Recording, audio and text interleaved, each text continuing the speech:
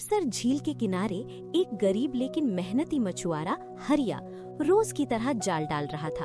उसे क्या पता था कि आज उसकी किस्मत बदलने वाली है। अरे आज तो सुबह से एक भी मछली हाथ नहीं लगी। हे भगवान, आज भी खाली हाथ घर गया तो क्या खाऊंगा। थोड़ी देर बाद अरे अरे, ये जाल इतना भारी कैसे हो गया?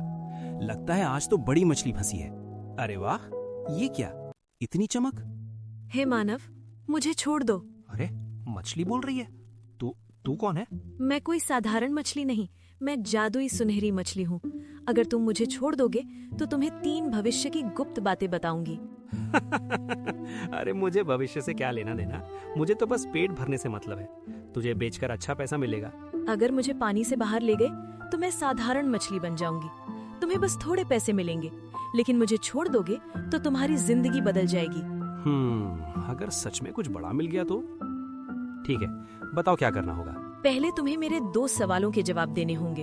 अगर जवाब सही हुआ तो ही मैं बताऊंगी। अरे ये भी कोई बात हुई, चलो पूछो, मैं तैयार हूँ। बताओ, वो क्या है जो जितना भरते जाओ उतना हल्का होता जाता है? जितना भरे उतना हल्का? अरे ये कैसी बात हुई?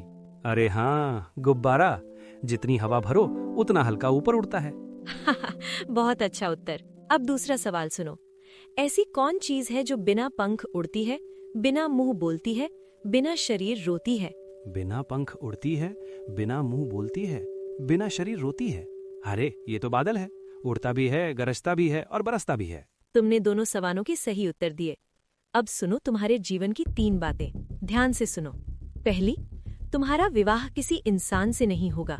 दूसरी, तुम्हारे बच्चे तुमसे दूर हो जाएंगे।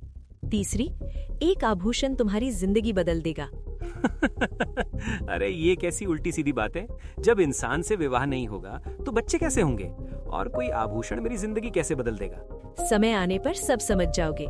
याद रखना, आज की मुलाकात तुम्हारा भाग्य बदल देगी। मुझे इन बातों पर विश्वास नहीं, लेकिन तूने मुझसे विनती की। जा, मैं तुझे छोड़ देता हूँ। धन्यवाद हरिया, फिर मिलेंगे। हरिया ने उस बात को मजाक समझकर भुला दिया, लेकिन किस्मत की कहानी अभी शुरू हुई थी। कुछ दिन बीत गए। हरिया को सुनहरी मछली की बातें तो याद थीं, पर वो उन पर विश्वास नहीं करता था। एक दिन वो फिर उसी चंद्रसर झील के किनारे मछली पकड़ने पहुंचा। आज तो कुछ भी हो, मछली पकड़ कर ही जाऊंगा। घर में खाने को भी कुछ नहीं बचा। अरे ये क्या, इतना भारी? लगता है आज तो किस्मत खुल गई। रुको, मुझे चोट लग रही है, कृपया मुझे इस जाल से आजाद कर दो। अरे ये कौन है? इंसान जैसी पर पानी। मैं इस झील की जल परी हूँ। मैं गलती से तुम्हारे जाल में फंस गई, तो मुझे छोड़ दोगे? पहले भी एक जादुई मछली मिली थी। चलो तुम्हें छोड़ देता हूँ। हरिया, तुमने मुझे जाल से मुक्त किया है। तुम बहुत दयालु इंसान हो। कल इसी समय आना, मैं तुम्हें बहुत सारी मछलियाँ दूंगी। सच? अब मुझे भूखा नहीं रहना पड़ेगा। मैं कल जरूर आऊंगा। हरिया घर तो लौट आया, पर उसके मन में मछलियों से ज्यादा जलपरी की छवि बस गई थी। न जाने क्यों उसकी आंखें, उसकी आवाज बार बार याद आ रही है। मुझे क्या हो रहा? जलपरी, मैं आ गया हूँ, बाहर आओ। तुम आ गए हरिया, बताओ क्या चाहते हो? तुमने कहा था ना, तुम मुझे बहुत सारी मछलियाँ दोगी। अब मुझे मछलियाँ में हरिया, मैं अपने वचन से पीछे हट रही हूँ। क्या? लेकिन क्यों? मछलियाँ मेरा परिवार हैं। भला कोई अपने परिवार के साथ बुरा कैसे कर सकता है? मैं उन्हें दुख नहीं देना चाहती। मुझे क्षमा कर दो, लेकिन तुम्हारी दयालुता के बदले मैं तुम्हें एक जादुई वस्तु देना चाहती हूँ। ये जादुई शंख है। तुम इससे जो भी मांगोगे ये तुम्हें देता रहेगा। जो भी मांगूंगा? हाँ, जो। हे जादुई शंख, मेरी इच्छा है कि मैं इस जलपरी से विवाह करूं। मैं इसे अपनी पत्नी के रूप में देखना चाहता हूं। ये तुमने क्या कर दिया हरिया? अब मैं जल की दुनिया से अलग हो गई। मैं क्या करता? कल रात भर मुझे नींद नहीं आई। मेरे मन में सिर्फ तुम्हारी ही यादें थी। मुझे धन नहीं चाहिए, बस तुम्हारा साथ चाहिए। तुमने अपने लिए कुछ नहीं मांगा, सिर्फ मुझे चुना। हाँ, क्योंकि सच्ची खुशी साथ में होती है, धन में नहीं। अरे ये क्या देख रहा हूँ? इंसान और जलपरी बातें कर रहे हैं। प्रणाम ऋषिवर। ऋषिवर, कृपया बताइए, क्या एक जलपरी और इंसान का विवाह संभव है? शांत हो जाओ, ये सब भाग्य का खेल है। तुम दोनों का मिलन पहले से ही नियति में तय था, इसे कोई रोक नहीं सकता। पर ये कैसे मुमकिन है ऋषिवर? कोई उपाय तो जरूर होगा ना? हर समस्या का समाधान होता है। मैं तुम्हें एक जादुई रत्न देता हूँ। जब तक ये रत्न तुम्हारे पास रहेगा, तुम जलपरी से इंसान और इंसान से जलपरी बन सकती हो। लेकिन याद रखना, अगर ये रत्न खो गया तो तुम उसी दुनिया में हमेशा के लिए फंस जाओगी।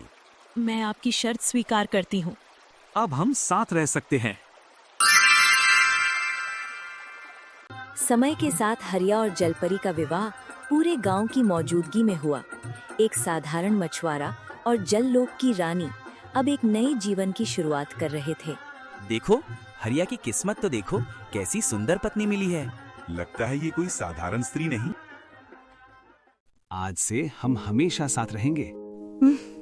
हाँ हरिया, अब यही मेरा संसार है। समय बीतने लगा।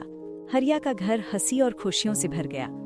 कुछ वर्षों बाद उनके घर 2 पुत्रों का जन्म हुआ, आरव और विवान। मेरे बेटों, तुम मेरे जीवन की सबसे बड़ी खुशी हो। इनकी हंसी मेरे लिए सबसे अनमोल है। क्या बात है, तुम उदास लग रही हो? हरिया, मुझे अपने जललोक की याद आने लगी है। वो मेरा घर था, मेरा संसार। लेकिन अब तुम्हारा घर यही है, हमारा परिवार। मैं तुम सबसे बहुत प्रेम करती हूँ, लेकिन समुद्र की लहरें, मेरी दुनिया मुझे बुला रही हैं। ये वही जादुई रत्न है जिससे मैं जललोक जा सकती हूँ। क्या तुम हमें छोड़कर जाओगी? नहीं, मैं हमेशा के लिए नहीं जा रही, बस अपने लोक को देखने, अपने परिवार से मिलने। जल्दी वापस आना, तुम्हारे बिना ये घर सूना हो जाएगा। मैं वचन देती हूँ। मेरे प्यारे बेटों, मैं जल्द लौटूंगी। सावधान रहना। जलपरी अपने जललोक लौट गई, लेकिन ये दूरी उनके जीवन में एक नए संघर्ष की शुरुआत थी। जलपरी अपने जललोक लौट तो आई, लेकिन उसका मन अब भी हरिया और अपने बच्चों के पास था। मुझे जल्द ही वापस जाना होगा। हरिया और मेरे बच्चे मेरा इंतजार कर रहे होंगे। बस इस रत्न की शक्ति से मैं अपने परिवार के पास लौट जाऊंगी। वो रत्न को किनारे पत्थर पर रखती है। रत्न की चमक देखकर एक पक्षी उसे भोजन समझ बैठा। अरे मेरा रत्न, रुको! वो रत्न ही मेरे लौटने का एकमात्र साधन है। पक्षी ऊंचा उड़ता है, रत्न चोंच से फिसलता है, पानी की तेज धारा रत्न को बहा ले जाती है। सब खत्म हो गया। अब मैं वापस कैसे जाऊंगी? वो झरने में खोजने की कोशिश करती है। कहीं तो होगा, मुझे मिलना ही चाहिए। बहुत खोजने के बाद भी रत्न कहीं नहीं मिला। अब मैं मानव लोक में वापस नहीं जा सकती। ना हरिया से मिल सकती हूँ, ना अपने बच्चों को देख सकती हूँ। हे भाग्य, ये कैसी परीक्षा है। आज भी वो वापस नहीं आई।